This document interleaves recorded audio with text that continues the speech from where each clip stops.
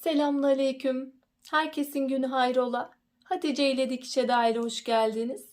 Bugün sizlerle birlikte daha önce yaptığım çalışmalardan kalmış küçük parça kumaşların değerlendirmesini yapacağım inşallah. Sizin de elinizde parça kumaşlar, hatta rengarenk de yapabilirsiniz. Farklı renkleri de birleştirerek elinizdeki kumaşları değerlendirebilirsiniz. Kumaşım Marecon Viskon. Herhangi bir kumaştan da yapabilirsiniz. Fark etmez. Çalışmaya geçmeden önce kanalıma ücretsiz bir şekilde abone olup yandaki zili de aktif hale getirirseniz yüklediğim tüm videolardan haberdar olabilirsiniz. Bizi Instagram'dan Hatice ile hesabından da takip edebilirsiniz. Oradan da isteklerinizi ulaştırabilirsiniz. Elimizden geldiği kadar yardımcı olmaya çalışıyoruz. Şimdi çalışmamıza geçelim. Bizim bir bütün kumaşımız var. Kumaşı nasıl alacağız derseniz çocuğun, büyüğün fark etmez, yetişkin olarak da çocuk olarak da kumaş ölçüsünü büzgülü yapacağımız zaman basen ölçüsüne göre ayarlamamız lazım. Basen ölçüsünün yarısı kadar kumaş vereceğiz. Basen 50 ise yarısı 25. 75 santim kumaş almamız gerekiyor en olarak. Boy olarak da zaten herkes kendi çocuğunun boyuna göre ayarlama yapabilir. Benim kumaşımın boyu yeterli olmadığı için bel kısmına ek kumaş vereceğim. Beli ayrı bir şekilde yapacağım. Elimde 9 parça eşit şekilde kumaşım var. Ayarladım. Kumaş eni olarak 11 santim. Boy olarak 29 santim. 9 tane eşit parça var.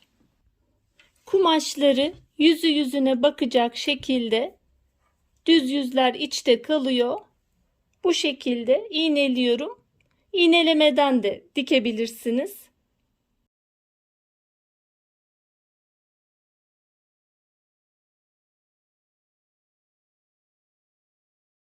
Kumaşımı ekledim, bir bütün haline getirdim. Şimdi buraların dikişlerini yapıyoruz.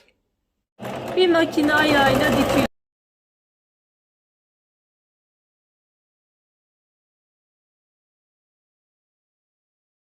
Parçaların eklemelerini yaptım. Şu son kenarı açık bıraktım. Bırakmamın nedeni ortasına bir güpür dikeceğim. Ön kısmına. Şöyle orta dikişin üzerine direkt yerleştirebilirsiniz. Şu orta kısma da direkt yerleştirebilirsiniz. Ben şöyle dikişin üzerine yerleştireceğim. Orta dikişi de kapatıyorum. Zaten kumaşımda belli olmuyor benim dikişler. Bunu iki tarafından da dikiyoruz. Bu kenarından ve diğer kenarından dikiyoruz.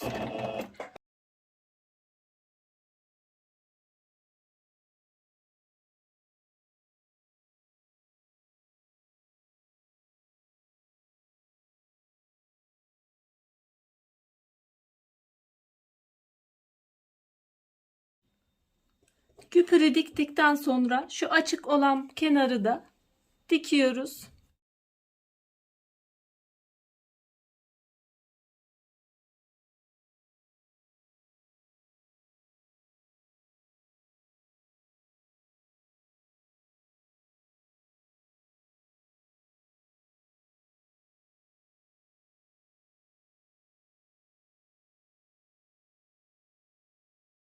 Şöyle eteğimizin eklemelerini bitirdim. Beli yapmadan, bele geçmeden önce şöyle etek uç kıvırmasını yapacağım. Küçük bir kıvırma yapacağım. Şu şekilde. Kıvırıyorum. İsterseniz kıvırma ayağını da kullanabilirsiniz küçük kıvırmalarda.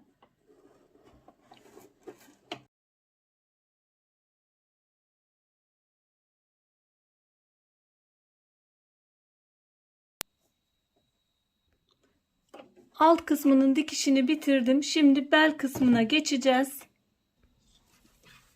Şöyle bel kısmı için 11 santim kumaş verdim. Kumaşınız yeterliyse 1-2 santim daha artırarak daha da büzgülü üst kısmı yapıp bırakabilirsiniz. Geçireceğiz şimdi. Şöyle 2 kat şeklinde kemeri katlıyoruz düz tarafından. Eteğimizin içine doğru yerleştiriyoruz. İğneliyorum. kemeri eteğin iç kısmını almış oluyoruz. Lastik geçirmediğim için henüz dört bir kenarına işaret yapmadım. Direkt ölçüsünü almıştım. Bu şekilde iğneliyorum. Önce kemeri ekleyeceğim. İçinden lastiği sonra geçireceğim. Farklı şekillerde de yapılıyor. Bugün en kolay şekliyle daha zahmetsiz olsun istiyorum.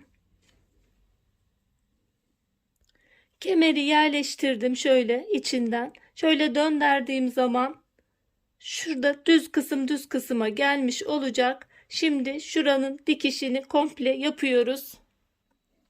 Şöyle kemer kumaşım, etek kumaşımın bel kısmının üzerine yerleştirdim.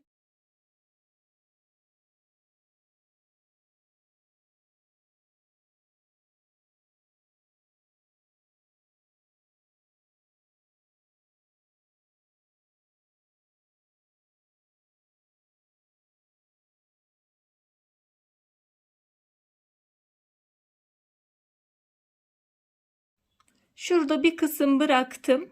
Bu kısmı lastik geçirdikten sonra dikeceğim. Şimdi lastik geçirmeden önce şu dikişi açalım ütüyle. Ütü kısımlarını göstermiyorum ama ben tüm dikişlerime ütü yapıyorum. Dikişlerinizin güzel durmasını istiyorsanız mutlaka ütü yapın. Beli için şöyle 2 santimlik lastik kullanacağım. Şuradan 2 santim, 2,5 santime yakın bir dikiş gideceğim. Lastik şu kısımda kalacak. Eğer kumaşı daha da geniş tutarsanız alttan bir dikiş, ortaya lastiği bırakırsınız. Şurada yaptığım şekildeki gibi farklı bir bel olur. Bu şekilde de güzel oluyor, kullanabilirsiniz. Kumaşım benim bu kadardı. Bu şekilde yapıyorum. Alt kısma sadece bırakacağım. Lastik ölçüsünü ise belden 5 santim kısa alabilirsiniz. Ben şöyle ortalama olarak 46 santim lastik almışım. Açık bıraktığım kısımdan, o bölümden şöyle 2 santim, 2,5 santime yakın, tam 2,5 değil de rahat geçmesi için 1-2 milim daha fazlalaştıracağım lastiğimin ölçüsünden.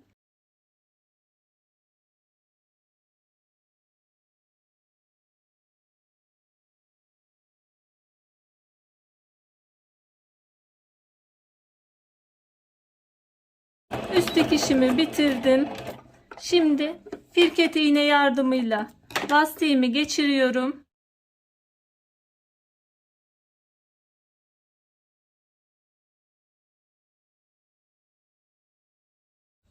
Lastiğimi şu şekilde değil de şu şekilde hem kaba durur hem atar. Şu şekilde üst üste yerleştirip 2 dikiş yapıyoruz.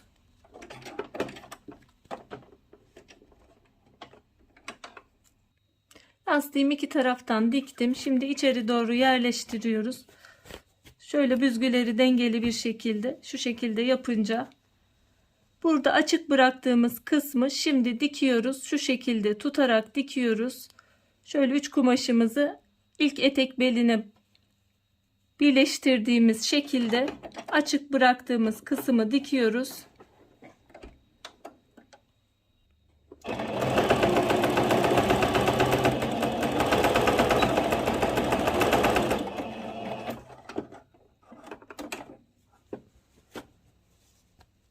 Şimdi etek uç kısmına da güpür dikmeyi düşünüyorum. Şu ortadaki güpürün uç kısmını dikeceğim. Şöyle güpürümün ortadan zaten bunun ayrılma kısmı var. Bunu bu şekilde ayıracağım.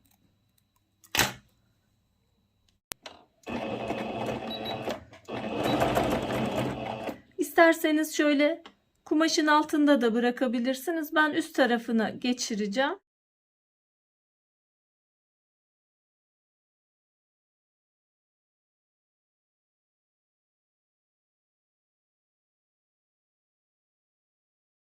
Çok şirin bir eteğimiz oldu. Şu kısmına da şöyle düğmeler dikeceğim. İstediğiniz gibi yapabilirsiniz.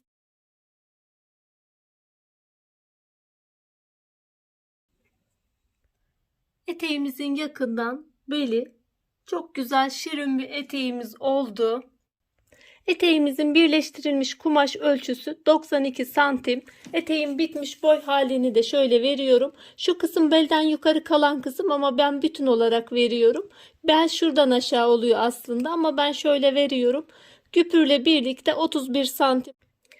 Umarım faydalı bir çalışma olmuştur. Şimdiden yapmak isteyen, denemek isteyen arkadaşlara kolaylıklar diliyorum. Allah'a emanet olun. Hoşça kalın, sağlıcakla kalın.